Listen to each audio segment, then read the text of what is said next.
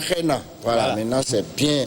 Allez, vous êtes professeur certifié des sciences de vie et de la terre, vous êtes naturaliste et naturothérapeute. Alors, vous venez nous parler des plantes magiques. Qu'est-ce qu'une plante magique?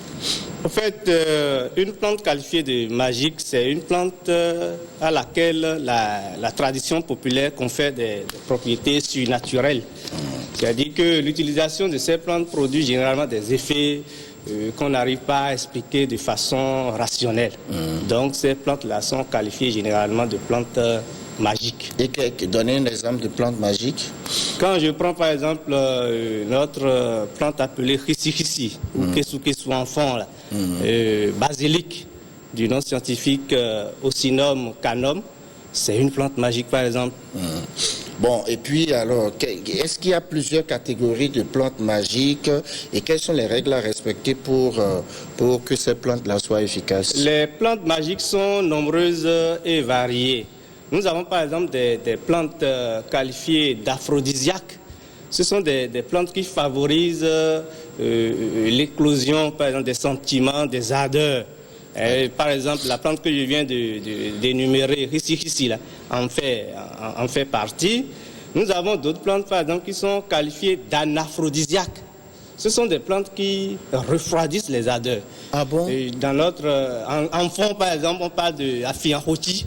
Imaginez si Jesus veut aller quelque part et tout le monde crie, on dit s'il vient, il va voir. Alors que rien qu'avec ces plantes que tu portes, tu viens, tout le monde commence par sourire, par t'encenser encore, vous voyez.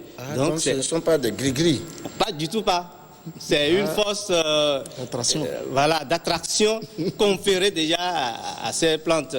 Il y a aussi... donc nous sommes déjà dans les formes d'utilisation de ces plantes. Voilà, quand je prends par exemple les plantes que je qualifiais tantôt d'anaphrodisiaques, je prends une autre plante. Il y a une plante qu'on appelle Wettieyon, le pavot épineux, Agemone mexicana, qui est aussi utilisé dans cette catégorie. Il y a par exemple des plantes qui sont aussi associées à la magie blanche, c'est-à-dire des plantes avec lesquelles on peut formuler des vœux de chance, de prospérité, de gloire, tout ça là. Notre Dekinkama, le pourpier, Portulaca oleracea, par exemple utilisé dans cette catégorie. Il y a des plantes magiques aussi associées à la magie noire. Ce sont des plantes utilisées pour les méfaits.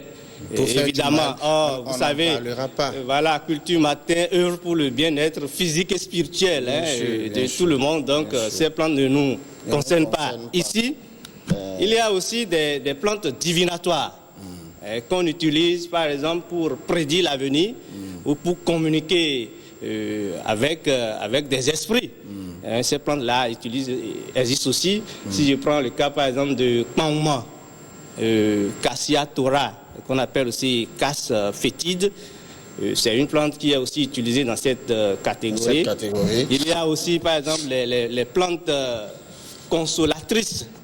C'est des plantes qui permettent de trouver l'espoir de l'immortalité, du renouveau. Enfant, par exemple, dit Koudio.